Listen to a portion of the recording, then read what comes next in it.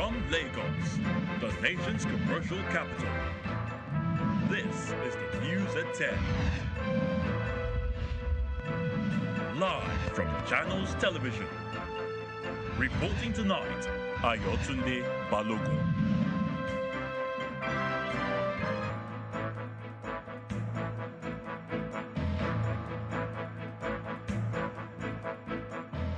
Hello and welcome. Tonight, ahead of the commencement of definite hearing of suits, Presidential Election Petition Court consolidates all the petitions filed by the Allied People's Movement, the Labour Party, the PDP, and their presidential candidates.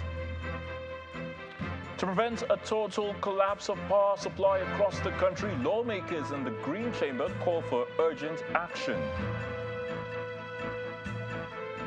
History is made as President Muhammadu Buhari officially inaugurates the second Niger Bridge, a landmark project in the southeast region which has now been named after him. On business news tonight, African Development Bank President calls for reforms to reduce costs, time and legal complications on debt restructuring for African countries. On sports news tonight, Arsenal forward Bukayo Saka signs a new contract which keeps him at a Premier League club until 2027.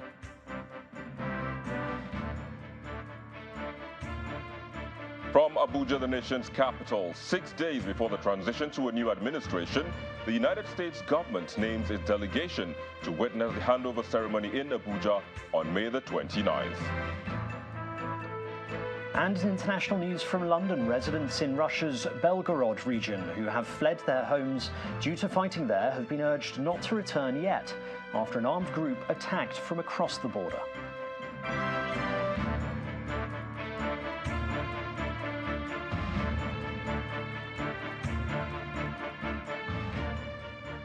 The Presidential Election Petition Court has consolidated the 3 petitions filed by the presidential candidates of the Allied People's Movement, the Labour Party, the People's Democratic Party, and their parties challenging the outcome of the last election. Now, the 5-man panel of justices led by Justice Haruna Samani says the consolidation is aimed at speedy hearing of the petitions and predicated on the grounds that the issues raised by the parties are similar. Our correspondent, Manuela Ekele, reports. The pre-hearing session has come to a close after 2 weeks of hearing the petitions of the PDP, Labour Party and the Allied People's Movement, who are challenging the victory of Bola Tinubu as the president-elect. In attendance is the presidential candidate of the Labour Party, lawyers and members of the political parties involved in the case. Mr. Obi moves around the field courtroom as usual, exchanging pleasantries. The 5-man panel of justices arrive and go straight into consolidating the 3 petitions. The court gave the Labour Party and the People's Democratic Party 3 weeks to prove their case. To ensure a speedy hearing of the petitions, the court says there will be no oral examination of witnesses, as what will be required is the adoption of witness statements. The star witnesses will have 30 minutes to testify, while 20 minutes will be for cross-examination and 5 minutes for re-examination. The Allied People's Movement was given 1 day to prove its case, as it has only 1 witness to call. Hearing in the consolidation suit for all parties will begin on May 30th. Mr. Bola Tinubu, led by his lawyers, had opposed the call for consolidation, maintaining that merging other petitions would affect his ability to defend other issues that were raised against him by the petitioners. However, INEC, Labour Party, PDP and the APM remain neutral, leaving the decision to the courts. Meanwhile, the counsels for Tinubu and APC have disclosed their intention not to speak with the media on the court proceedings. A senior lawyer in the team of Tinubu, Mr. Niyi Akintola, informed the court that they have agreed that no lawyer will speak with the press on the proceedings, and anyone found guilty will be expelled from the team. For the purposes of consolidation, the only thing important is that all 3 petitions, they are going to be heard together, but each one will maintain its identity. Yes. I hope you understand it. Will maintain its own identity at the end of the day. And judgment will be given in respect of each and every one of them. but it's just a matter of convenience to save time. That's why they were consolidated. And we have no problem with that. In order to fast-track trial, we prepare what is called a witness statement on oath. So all that a witness is supposed to state are already contained there. So no need the witness coming and repeating what is already there. The witness merely adopts that witness statement on oath. It's now certain the definite hearing in the consolidated suit has been fixed for May 30, where the petitioners and the respondents will field their candidates to testify according to the dates given to them by the courts. The court sitting is also expected to elapse on September 16, but the judgment may come before the date as decided by the court. From the Court of Appeal, venue of the Presidential Election Tribunal, Emanuela Ekele, Channels Television News. As the saying goes, a stitch in time saves 9. Well, that may just be the message from the House of Representatives, which is urging the federal government to find a lasting solution to the issue of power distribution and supply across the country. This was the resolution after a motion of urgent importance by Honorable Onyeme Idem over the incessant interruption of power supply across the nation in the past few weeks. Our correspondent, Terry Kume, reports that the House also rejected a motion urging the British government to halt the planned ban by the British government families of Nigerian students. Plenary resumes in the House of Representatives after an abrupt adjournment last Wednesday due to the induction of members-elect of the 10th Assembly. The day begins with a ranking member of the main opposition People's Democratic Party, Honorable Jerry Alagboso from Imo State, defecting to the ruling All Progressives Congress. Mr. Speaker, the time for me to leave PDP and join my colleagues and brothers in APC is now. Point of order. 3 matters of urgent public importance are then raised. First, Honorable Onyeme Idem draws the attention of the House to the dwindling electricity supply across the country. Millions of electricity consumers in Nigerian homes and communities may be plunged into darkness in the coming weeks as the federal government, through the Transmission Company of Nigeria, TCN, and the market operator, EMO, have begun massive disconnection of debtor electricity distribution companies, DISCO, from the national grid. Note that an extension of the grace period of 60 days given to the defaulters DISCOs, wherewith they are expected to comply with the provisions of the market rules, respect to payment of the outstanding invoices, posting of adequate bank guarantees, and forwarding their active power purchase agreement to the MO/TCN is almost over. Next, Honorable Sada Soli moves a motion on the need to absorb student returnees from Sudan into institutions across the country. Cognizant of the fact for the federal government to consider the quota system imposed on certain courses such as law and medicine, to waive them for the students concerned in order to enable them continue with their programs pending the resolution of the Sudan crisis. Both motions are adopted. However, the final motion of urgent public importance from Honorable Taiwo Oluga does not receive the acceptance of the Green Chamber. The need to urge the government of the United Kingdom to desist from banning Nigerian student immigrants from migrating with their families. The rejection of the House comes amid concerns over the rising number of Nigerians leaving the country in search of better opportunities and living conditions. Terry Ikumi, Channels Television News. Well, history is made today as the 3.2-kilometer second Niger Bridge has been commissioned by President Muhammadu Buhari. The bridge, which has now been named after the president, built at a contract sum of over 206 billion naira, was handed over to the governments of Anambra and Delta states as hosts. The president joined the event virtually in company of the Federal Executive Council, while the governors of Anambra and Imo State, as well as the Minister of Labour and Employment, Dr. Chris Ngege, were present at the Asaba interchange of the bridge. On March the 10th, 2014, the groundbreaking ceremony for the second Niger Bridge was performed.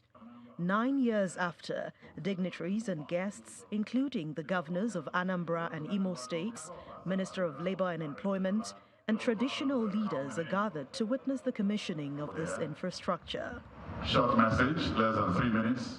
The Minister of Labour and Employment gives his remarks on the strategic importance of the project. Because this bridge, in actual fact, signifies the major handshake between the East and the West, and the East and the North. These are the people that use this road. Anambra State Governor Chukwuma Soludo, who expressed his gratitude, speaks on the benefits of the second Niger bridge. It is our pleasure, overjoyed today in the Southeast, that we have come to take good for one of them, and a major one at that. And that is the second Niger bridge. For the Minister of Works and Housing, who spoke virtually, he highlights some other strategic projects of the President. It is now my pleasure, sir, to invite you, Your Excellency, to dedicate and hand over the following projects for public use. The first is the Zamfara Federal Secretariat Guzo, the Bayelsa Federal Secretariat Yenegua, the Anambra Federal Secretariat in Oka, the Econ Bridge in Cross River, the Loko Oweto Bridge linking Nasarawa and Benue. And because my colleagues in Cabinet and the governors of the Southeast who have spoken to me have decided that the second Niger Bridge must have a name, in consultation with them, we have decided that you will also declare open the Muhammadu Buhari second Niger Bridge, linking Anambra and Delta. And of course, 200 kilometers of Kaduna-Kanu dual carriageway. President Muhammadu Buhari, in a virtual appearance, says the three bridges, including the Ikom and Loko Weto bridges, and structures of connectivity, interaction and integration. He notes that the projects already commissioned signal prosperity for the people. Without investing in infrastructure, the road out of poverty is much tougher. So, as we look at the debt profile, I urge us to also look at the assets and investment profiles, some of which was paid for by debt and some by investment income. In 8 years, I am proud to say that we have doubled Nigeria's stock of infrastructure to GDP from about 20% to over 40%, and that is no small undertaking. The Minister of Labour and Employment then performs the official commissioning of the bridge. In the name of Jesus Christ, our Lord.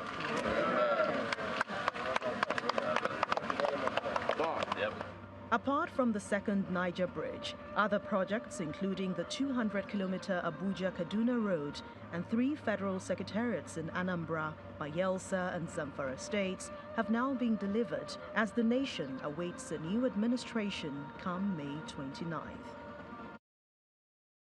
President Muhammadu Buhari today presided over an extraordinary meeting of the Federal Executive Council at the Chamber in Abuja. The meeting reviewed the last batch of memos from the various ministries, departments and agencies, totaling about 41, as the administration winds down in 6 days. The meeting, which started at midday at the council chambers, had in attendance the Secretary to the Government of the Federation, Mr. Boss Mustafa, the National Security Advisor, Major General Babagana Monguno, retired, with several ministers in attendance, and lasted for about 7 hours. The second extraordinary Federal Executive Council meeting this year comes hours before the valedictory council meeting scheduled for Wednesday, May the 24th. After the council meeting, the ministers for the first time did not converge for the regular weekly briefing, as all media engagements were postponed until Wednesday. Meanwhile, it was indeed a busy day for the president, who again defended his decision to close the country's land borders back in 2019. Speaking at the official unveiling of the 19.6 billion naira customs edifice located in the Maitama district in the nation's capital, the president said his action then was to encourage Nigerians to produce their own food for consumption. He also says although his decision to close the borders to enforce local consumption was initially criticized, Nigerians have now embraced it.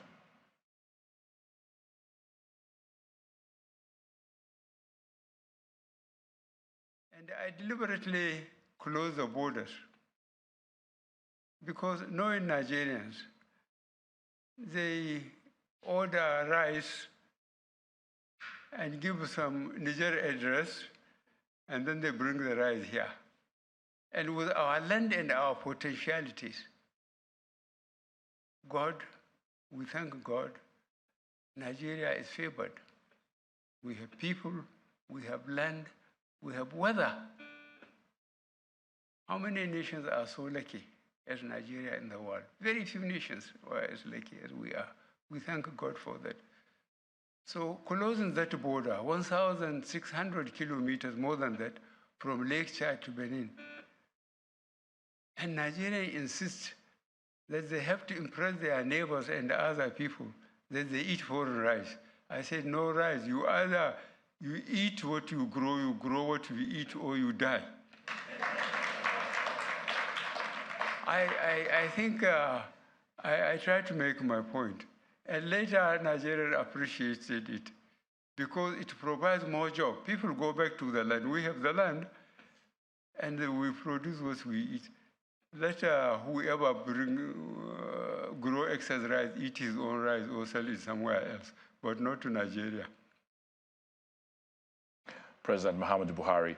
In part two, after the break, 6 days before the transition to a new administration, the United States government names its delegation to witness the handover ceremony in Abuja come May the 29th. To join us again.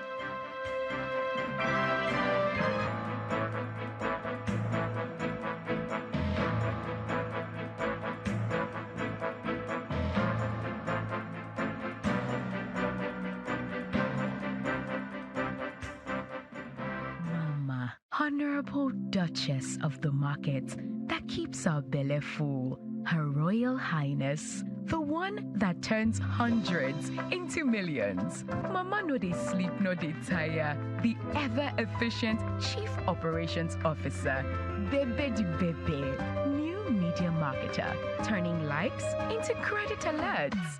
Sweet babe, running a 9 to 5. Yet, still turning up for your people. Women are blooming with idea. At Stanbic IBTC, we are cheering you on. Go bloom with Stanbic IBTC. Stanbic IBTC. It can be. This is the University of Africa. On the streets, you get your real education. Here, everybody has a degree of something. But the most important qualification is imagination. Her reason to imagine is slay. His reason is to be the GOAT. Theirs is to take the beat and make it lit. They want to test edgy till it is fire. Their reason for imagination is to add riz in style.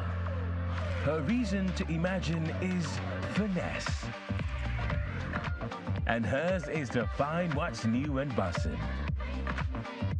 So no matter what your situation, just use your imagination. A senior man is always on a journey, exploring new territories, standing out with an undisputed style that is so smooth and very unique, while staying true to his craft. When it comes to experiences, always meaningful, creating extra special moments with best-in-class taste. That,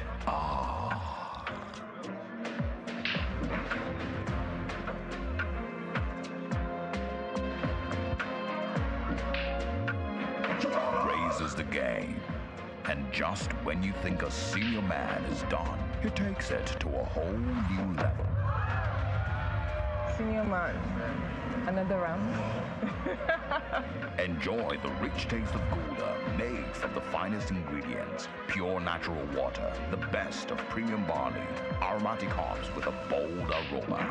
Gouda Ultimate. When you have cavities, it hurts so bad it makes you miss school. Even football. But we prevent cavities before they form with Colgate. Colgate locks calcium in. Keeps cavities out. Every morning is an opportunity to take your hustle to the next level.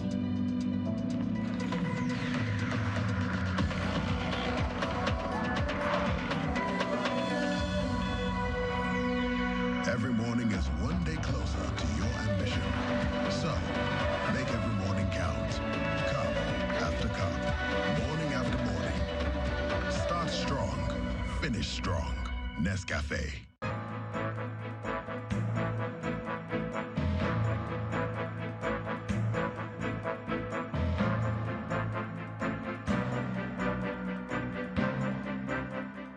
Welcome back. If you just joined us, you're watching the news at 10, live on Channels Television Lagos. A reminder of our top stories. Ahead of the commencement of definite hearing of suits, Presidential Election Petition Court consolidates all the petitions filed by the Allied People's Movement, the Labour Party, the PDP, and their presidential candidates. To prevent a total collapse of power supply across the country, lawmakers in the Green Chamber call for urgent action. History is made as President Muhammadu Buhari officially inaugurates the second Niger Bridge, a landmark project in the southeast region, which has now been named after him. And residents in Russia's Belgorod region who have fled their homes due to fighting there have been urged not to return yet after an armed group attacked them or attacked from across the border.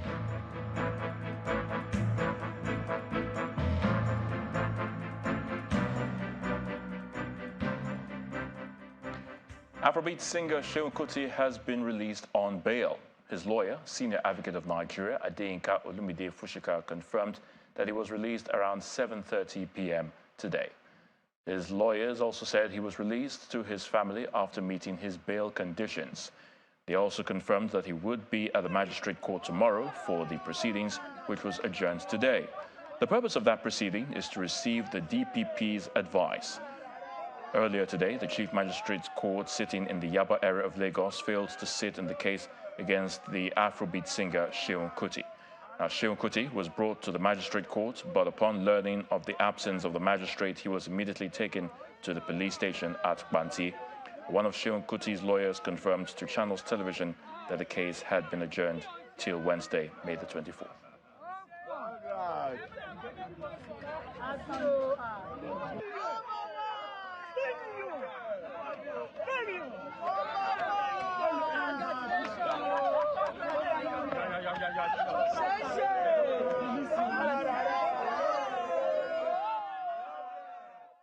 Let's now head to the nation's capital, and our Victor Matthias is standing by to give us the very latest from our Abuja studios. Hello, Victor. Hello, Ayotunde. Welcome to the nation's capital, Abuja. Now, U.S. President Joe Biden has announced a delegation that is expected to attend the inauguration of President-elect Bola Tinubu next Monday. The White House stated this in an official statement titled, President Biden announces presidential delegation to the Federal Republic of Nigeria to attend the inauguration of His Excellency Bola Ahmed Tinubu. According to the statement, the 9-member delegation will be led by the Secretary of the United States Department of Housing and Urban Development, Marcia L. Fudge. Other members of the delegation include Chargé d'Affaires of the U.S. Embassy in Abuja, Mr. David Green, United States Representative Sidney Kamle-Gadove, and Undersecretary of Commerce for International Trade, U.S. Department of Commerce, Marisa Lego. Meanwhile, a former Prime Minister of the United Kingdom, Mr. Tony Blair, has visited the President-elect Senator Bola Tinubu. The former Prime Minister, who arrived at the Defense House at about 5 p.m., proceeded to meet with the President-elect behind closed doors. At the end of the meeting, which lasted an hour, the former Prime Minister and the President-elect exchanged pleasantries before departing the Defense House. The President-elect has, however, explained that the visit of Mr. Blair was to discuss mutual interest between Nigeria and the Tony Blair Institute for Good Governance, an institute owned by the former UK Prime Minister. Mr. Tinubu, who gave this information on his official Twitter account, wrote, quote, I received former British Prime Minister and founder of the Tony Blair Institute for Good Governance, Mr. Tony Blair, at the Defense House, Abuja, earlier today. We discussed areas of mutual interest and how Nigeria can continue to benefit from the amazing work of the Institute. End of quote. Now, ahead of the inauguration of the 10th National Assembly, the national chairman of the APC, Senator Abdullahi Adamu, has warned members-elect against referring to the party's endorsed candidate, Tajuddin Abbas, as the substantive Speaker of the 10th House of Representatives. Speaking in Abuja at a meeting with some members-elect led by Representative Tajuddin Abbas, Senator Adamu says the endorsed candidate remains one of the aspirants until elected. Senator Adamu adds that it is not in the position of the party and its National Working Committee to determine who becomes the Speaker of the House of Representatives without going through an election on the floor of the House. Quite a number of you have referred to Honorable Abbas as the Speaker. Please, he is one of the aspirants. He will become a Speaker no matter our position. If you all say, okay, there will be no voting on the floor, then we can make the Speaker here now. But the laws governing that office are very clear. You will end up on the day of proclamation by the President, Commander-in-Chief of the 10th National Assembly, the Speaker, the clerk to the National Assembly will conduct election. There's no option. There will be election. When you come out of that election, and they take his hand, raise his hand, and the President, the Speaker, so he gets sworn in by the clerk. Once he is sworn in, then that nomenclature becomes most appropriate. Still in the National Assembly, Senate President Ahmed Lawan has refuted reports that he has joined the race for the presidency of the 10th Senate. In a press statement personally signed by him, Senator Lawan states that he has never told or held a meeting with anyone that he is running for the presidency of the 10th Senate. He insists that he is a part of the leadership of the APC, which is seeking to find solutions to the numerous issues arising from the contest for the leadership of the 10th National Assembly and will continue to remain focused on that. The contest for the position of principal officers of the National Assembly is causing friction in the ruling party as some lawmakers insist on contesting for the positions despite the party's selection of its preferred candidates. Now, the Senate has confirmed the nomination of Mrs. Abike Dabiri-Erewa for the reappointment as the chairman and CEO of Nigerians in Diaspora Commission, NIDCOM, for a second term. President Buhari had written to the Senate requesting that the upper chamber confirm her appointment. The Senate has also confirmed the appointment of Mr. Bernard Okumagba, Patrick Aisowereng, and Kurian Uchegbu as members of the governing board of the Niger Delta Development Commission, NDDC.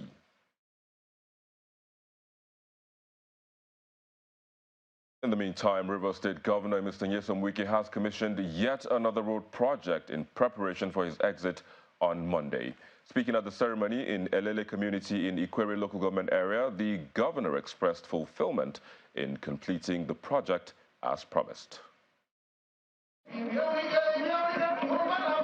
The latest port of call for the ongoing project inauguration in River State is Elele in Ikwere local government area, where the second phase of the community's internal roads await commissioning.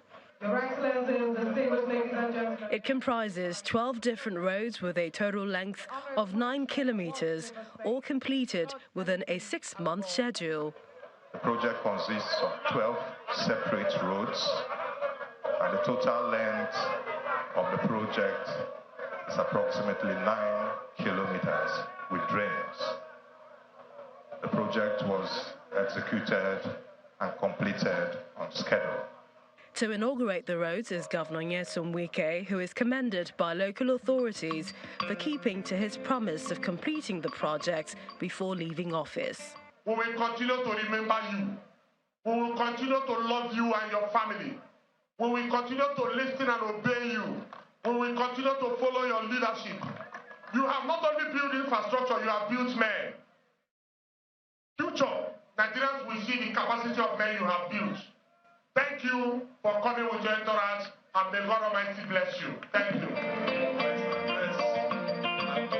Governor Wike expresses fulfillment in the completion of the project, even as he thanks indigents for supporting his administration. Today is 23rd of May, 2023. To the glory of God, we are here to fulfill that promise we have made. So this again is another promise made and promise fulfilled. I'm sure people are happy, and I want to use this opportunity to thank you for your support during the last general election. I thank you for what you've shown, your commitment, your support for all our candidates from the National Assembly, Governorship Assembly, and even the presidential election. I thank you so much. We commissioned the second phase of Elele internal roads to be used by our people in the name of God the Father, God the Son, and God the Holy Spirit. The road infrastructure is expected to raise the socio-economic standard of the people of Elele in Ikwere local government area.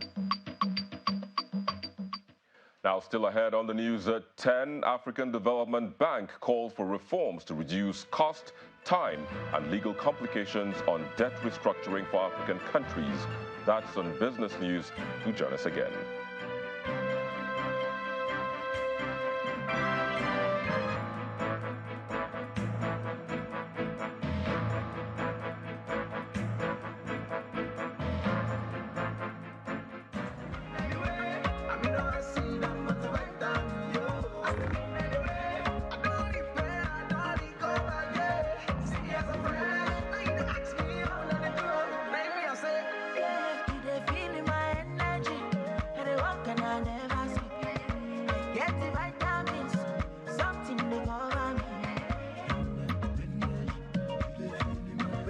Recover with Astamin, a blend of amino acids and multivitamins.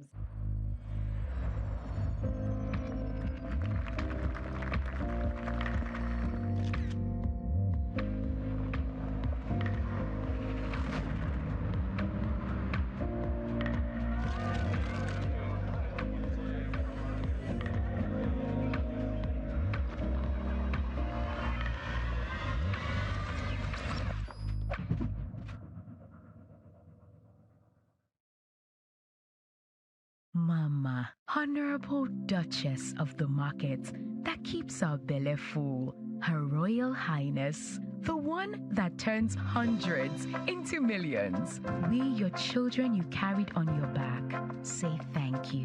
Mama no dey sleep, no dey tire. The ever-efficient Chief Operations Officer, Bebe di Bebe, new media marketer, turning likes into credit alerts.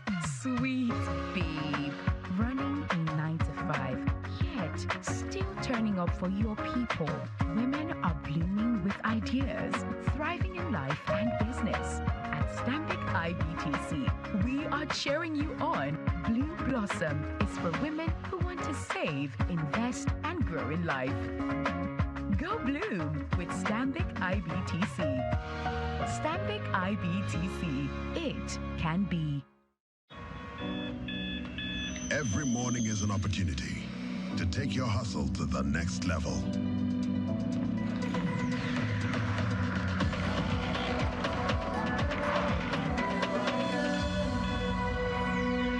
Every morning is one day closer to your ambition.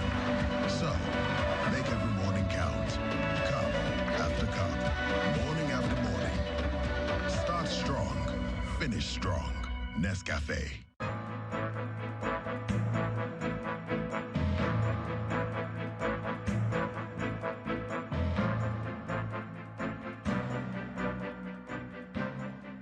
Welcome back. All things being equal, within the next 6 months, Lagos may be releasing electric mass transit buses for use in the state. The buses, said to be Nigeria's first ever electric mass transit buses, are powered by Oando Clean Energy in partnership with the Lagos Metropolitan Area Transport Authority, LAMATA.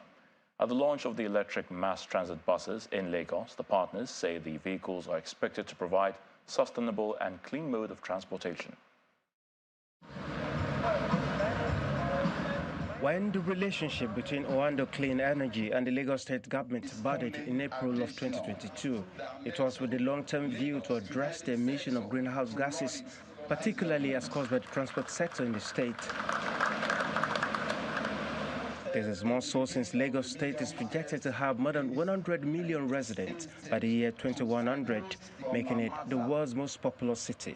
The need to plan for the future with zero emission drives Oando Clean Energy, the renewable energy business subsidiary of Oando Energy, to introduce electric mass transit buses. We see sea levels expected to rise over 2 meters by the end of the century. If nothing is done, it is our collective responsibility to ensure that we minimize the effect of these rises. Every oil and gas company globally has seen a shift in the mindset. Our focus before was to explore fossil fuels, but now we see a low-carbon future as part of our responsibility. And at this event, which signals the official launch of these eco-friendly buses, the Lagos State government commits to making this partnership work. By this partnership, we just want the world to know that Lagos is ready to do business with everybody, provided the interests of Lagosians are well protected. For the state governor, who is represented by the Commissioner for Transportation, this initiative is in tandem with the state's plan to reach net zero emissions by the year 2050, 10 years ahead of the federal government. It is also instructive to note that Lagos is the only state in Nigeria that has prepared and initiated the execution of a climate action plan. The plan outlines 26 efforts covering adaptation and mitigation actions to build a sustainable low-carbon economy in the pursuit of achieving net zero carbon emission by 2050. The next 6 months will ensure data gathering that will assist the proof of concept to run. For me, the most exciting part of this is the fact that they have zero tailpipe emission. So there's zero noise emission, there's zero tailpipe emission. Part of the plan is to have as many as 12,000 of these buses plying different parts of the state over the next 5 years. Over 70 companies have so far benefited from the $300 million Nigerian Content Intervention Funds for asset acquisition, manufacturing, loan refinancing, and project financing in the oil and gas industry. This was disclosed during the 4th edition of the Nigerian Oil and Gas Opportunity Fair 2023 that took place at the Niger Content Tower in Yenagoa, Bayelsa State. The Executive Secretary of the NCDMB reiterated that the fund was introduced to unearth the critical role that funding plays in realizing the opportunities within the oil and gas industry, which the board has widened the options for accessing it. This is the 4th edition of the Nigerian Oil and Gas Opportunity Fair, and it brought together top industry players in the sector to Yenagoa, the Bayelsa State capital, for 2 days to explore various opportunities for growth within the oil and gas value chain. The theme for this year's fair is Oil and Gas Industry, Catalyst and Fuel for the Industrialization of Nigeria, and some of the participants highlight the pivotal role that the oil and gas is expected to play in driving the economic growth and development of Nigeria. I am looking forward, together with my team from Shell, to being active participants of this fair over the next 2 days, because I believe together we can actually bring our industry back to the enviable position it's always been, despite the blips of the past couple of years. Thank you, sir. Next to address the gathering is the Group Chief Executive Officer, NNPC Limited, and his message centers on what needs to be done for the oil and gas industry in Nigeria to thrive beyond what it is now. The only way this industry can become the catalyst and fuel for that is to build gas. And we're focused on domestic gas, as we also look for money from gas that can go to other countries. Secondly, everybody's talking about domestic refining. You have seen what we are doing, so we don't talk about it. You know, we're not tired of lamenting. When we deliver, you will see. Delivering his keynote address, the Executive Secretary of the Nigerian Content Development and Monitoring Board, Simbi Wabote, believes that the oil and gas sector can serve as the catalyst that could lead the nation to achieve the desired double-digit GDP growth rate.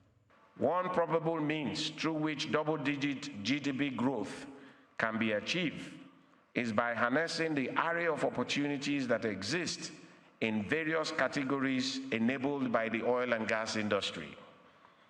In the aspect of creating opportunities, the NOGIC Act sets the minimum targets in 278 services across oil and gas value chain in its schedule.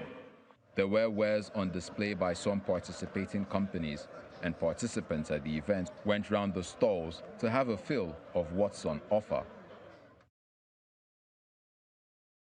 The Federal Ministry of Agriculture and Rural Development is set to provide at least 5 billion naira loan for livestock farming in Nigeria. Well, the Minister of Agriculture and Rural Development, Mr. Mohammed Abubakar, made this known at a news conference in Abuja. According to him, the recapitalization of the Bank of Agriculture by the federal government engendered this initiative by the ministry. Mr. Abubakar highlighted the level of attention paid to crop production, neglecting other areas of agriculture, including livestock production. He urged livestock farmers to visit any branch of the Bank of Agriculture across the country to benefit from the scheme. This particular briefing today is on a scheme to provide loans to livestock farmers in this country. The bank is being recapitalized. And when I spoke with the livestock farmers time and time, I said we will be able to do something just as is being done in the crop sector. Right now, there is about 5 billion naira in the Bank of Agri as part of the recapitalization that will be given out to livestock herders. It may even be more. The bank is still being recapitalized. So more money will be coming to the bank. And I have said it earlier today. I have no doubt that the incoming administration of His Excellency President-elect Bola Aswaju Ahmed Tinubu will not derail agriculturally from what the current administration of President Buhari is doing. So this is something that I believe will be sustained and will continue. For the livestock farmers, the associations, the leaders, and any interested party, already they have started talking with Bank of Agriculture. I've had some meetings with them. So go through the Bank of Agric for all the requirement to be able to obtain these loans.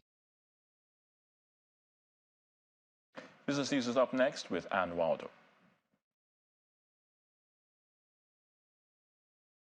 Banking so easy, so simple. Dial *894# now to experience it. You first, First Bank.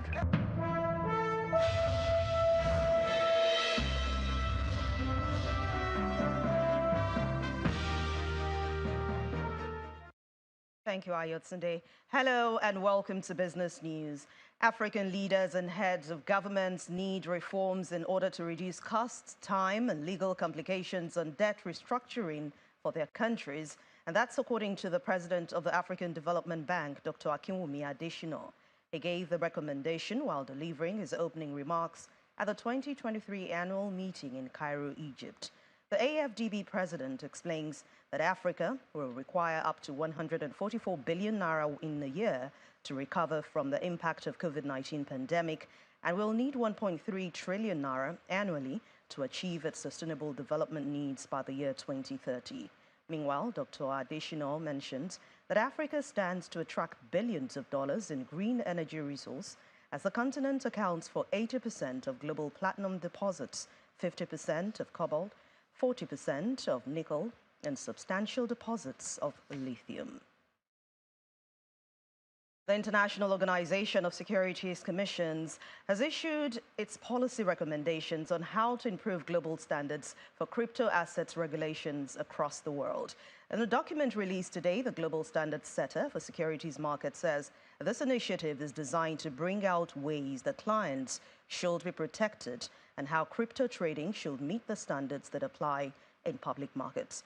Meanwhile, the association has opened a public consultation on the recommendations and aims to finalize them by the end of this year.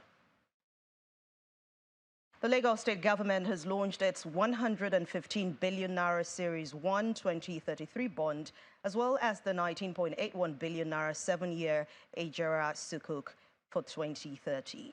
Governor Babajide Sanwo-Olu, who made this known to journalists today in Lagos, says the issuance is under the state's 1 trillion naira debt and hybrid program. He also highlighted what the government intends to do with the proceeds of the first set of this amount from the hybrid bond issuance. Gladdens your heart to know that part of the funds that you have raised for us will be used to improve, the ongoing construction on that corridor to ease, your movement and to ensure that you get home, at reasonable time. And there's also another road I want to do. It's a new bypass. The proceeds of the Sukuk and some of the proceeds from the bond will be utilized, on that corridor. Because we're a low-lying state and we're always, challenged by climate change and all of it. So another significant part of it will be used for drainage works, sea shoreline embankment, and the lagoon embankment and drainage services. Well, it's another win for the domestic stock market today. Buying interest in some big banks drove the equities benchmark performance indicator higher at the close of trade today. Let's hear the details from Will Ibong.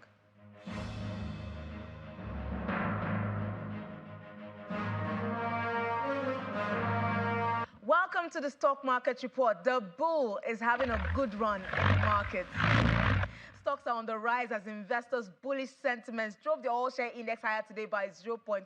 It's a fantastic move, if I may say so. And look, it's all green on the activity chart, indicating investors' buy sentiments. And this is thanks to market giants in the oil and gas, consumer goods, and banking sectors. Oil and gas.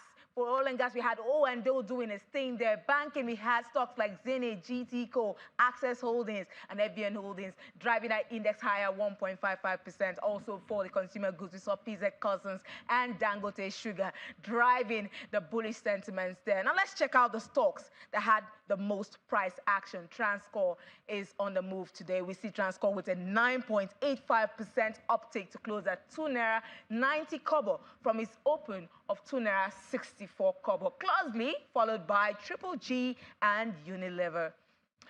Analysts did say earlier today that the equities market may be the better bet to edge against skyrocketing inflation. Well, momentum is still high in the markets, even as we count down to the central bank's MPC decision tomorrow. And that's the stock market report for today. I'm Will Ibang.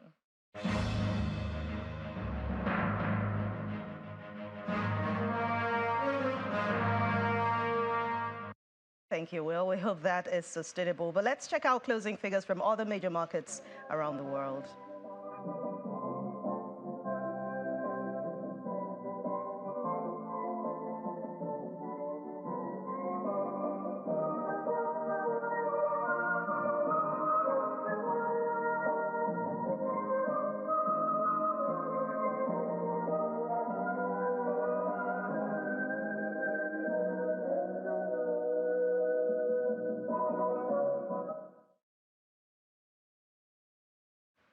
That's business news for tonight. Thank you for watching. I'm Anne Nwawadu. The rest of the news at 10 continues now with Ayotunde.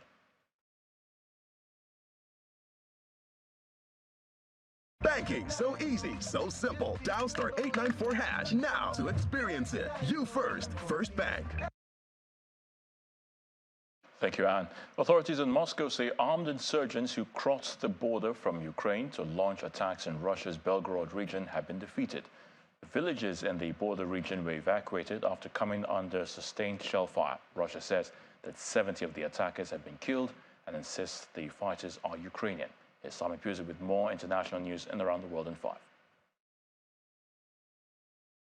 Good evening and welcome to the channel's studios here in London with your international news around the world in 5. Residents in Russia's Belgorod region who have fled their homes due to fighting there have been urged not to return yet after an armed group attacked from across the border. In its daily briefing, the Russian Defense Ministry showed footage they claimed was from the attack, saying more than 70 infiltrators had been killed. Russian officials say an armed sabotage group crossed from Ukraine and attacked the district, and that a terrorism investigation has been launched. Ukraine denies responsibility and said Russian citizens from 2 paramilitary groups were behind the incursion. In and of itself, this is not a game changer. This is probably more than anything else what in the military terms would be called a shaping operation, preparing the battlefield for the inevitable and probably looming Ukrainian counteroffensive. Instead, this is really a chance to do 2 things. One is to rattle the Russians, make them worried about the possibility of risings amongst their own people, but secondly, force the Russians to disperse their troops, to move some of their reinforcements towards Belgorod region, hopefully, I think Ukraine must hope, opening up areas for sort of a major attack in the next week or so. Brazil has declared a 6-month animal health emergency after several cases of avian flu were found in wild birds. 7 cases have been reported in Espírito Santo state, with another discovered in Rio de Janeiro state. The emergency declaration makes it easier for the government to now bring in measures to stop the highly infectious H5N1 virus from spreading. Brazil is the world's largest exporter of chicken meat, with annual sales of nearly $10 billion. The former Pakistani Prime Minister Imran Khan has arrived with his wife at an Islamabad court amid tight security as he battles corruption charges. Khan was questioned by an anti-graft agency, according to his lawyer, less than a week after he rejected a summons to appear and denounced the allegations against him, and was later freed on bail. The US Secret Service has said it has detained the driver of a rented box truck that crashed into security barriers near the White House. Investigators also found a Nazi swastika flag that apparently came from inside the truck, which crashed into barriers at Lafayette Square adjacent to the White House grounds. Officers retrieved the flag and plastic evidence bags that had been laid out on the sidewalk following the crash. A Secret Service official said nobody had been hurt. Police divers have started searching a reservoir in Portugal in the long-running investigation into the disappearance of Madeleine McCann. The Arade Dam is 50 kilometres from where the British toddler went missing in Praia de Luz 16 years ago. The operation is being led by German police looking for evidence to link her disappearance to Christian Bruckner. The 45-year-old German national was made a formal suspect, or arguido, by Portuguese prosecutors in 2022. Prince Harry has lost a bid to legally challenge the British government's decision not to allow him to pay for police protection while he is in the United Kingdom. King Charles's younger son was stripped of the police security usually afforded to royal figures after he and his American wife Meghan stepped down from their official roles in 2020 to move to the United States. The High Court in London, which last year already agreed he should be allowed to challenge an original decision to end the protection, ruled he could not seek a judicial review over whether to let him pay for the specialist police officers himself. And climate protesters had to be carried out of the energy giant Shell's annual shareholder meeting in London.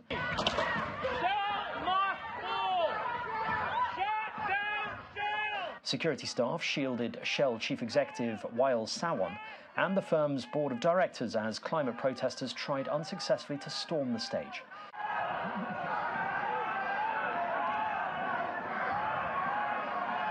At one point, dozens of security staff formed a human chain on the stage to shield executives and directors from protesters running towards them and attempting to climb the stage.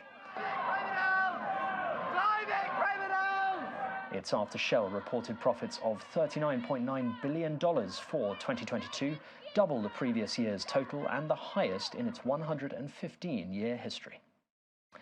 And that's your international news around the world in 5. Now back to the channel's studios in Lagos. Many thanks, Simon. Jeffrey Zono is raring to go with the latest on the world of sports. Jeffrey.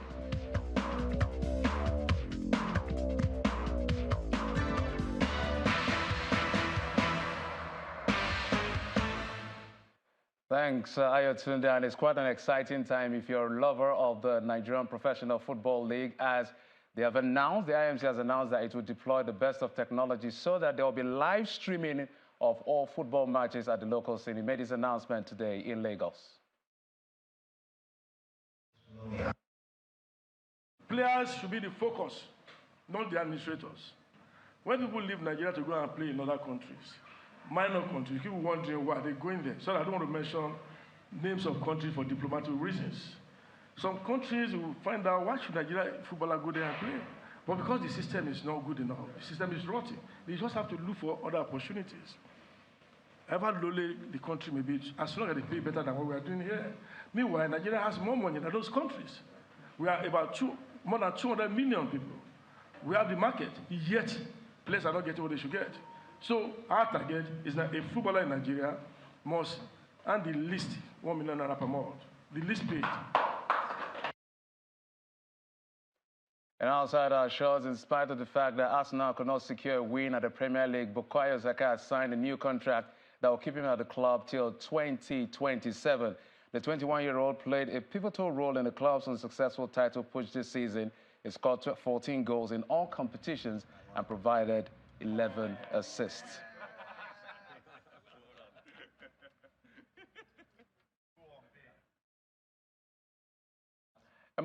Now outside our shores, and in Spain, 4 persons are now in custody in connection with an incident with which a mannequin representing the Real Madrid star Vinicius Jr. was hung under a bridge in January. A hate crime investigation has been opened after an effigy wearing Vinicius' shirt was hung from a bridge in front of the training ground of Real Madrid, along with a banner that read, "Madrid hates Real."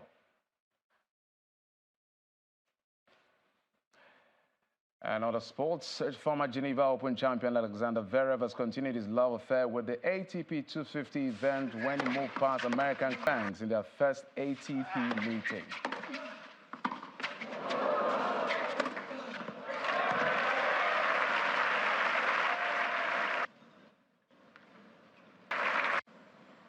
And that's it on sports news. I'm Jeffrey Ozang. Ayotunde is back to you for the rest of the news at 10.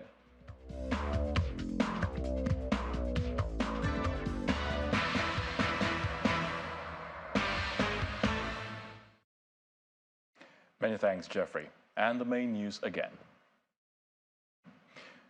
The Presidential Election Petition Court today consolidated all the petitions filed by the Allied People's Movement, APM, the Labour Party, LP, the People's Democratic Party, the PDP, and their presidential candidates. Also today, lawmakers in the Green Chamber of the National Assembly called for urgent action to prevent a total collapse of power supply across the country. And history was made today as President Muhammadu Buhari officially inaugurated the second Niger Bridge, a landmark project in the southeast region of the country, which has now been named after him.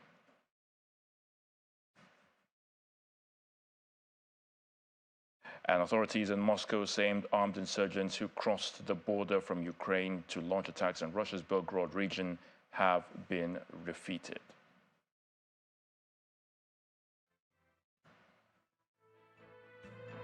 And that's the news at 10 tonight. Many thanks for watching. I'm Ayotunde Balogun. Do have a good night.